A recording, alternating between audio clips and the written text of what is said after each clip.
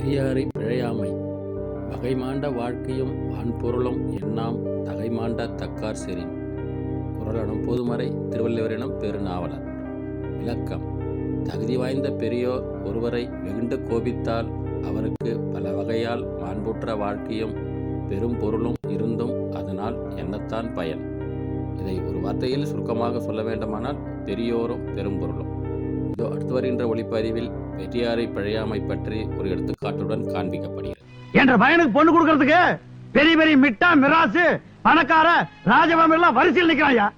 வெளியில் நின்று பிச்சை எடுக்கிற பிச்சைக்கார கூட்டம், 5க்கும் 10க்கும் கூலி வேலை செய்யற ஜென்மம், இவங்களுக்கு 2.5 பையன் தாலி கட்டுறதா? என்னையா அநியாயம்? இவங்கள்ட்ட பணக்கார வீட்டு பசங்க எல்லாம் இந்த மாதிரி சின்ன சின்ன விளையாட்டெல்லாம் விளையாடுற சகஜம் தானையா?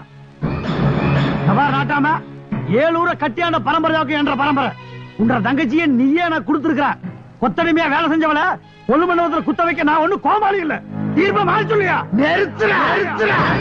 இதுக்கு மேல ஒரு வார்த்தை பேசினே நாக்க வெட்டி விடுவேன். என்ன பார்த்தா எச்சி முழுகிற பயணி ஏத்தா பேசுற.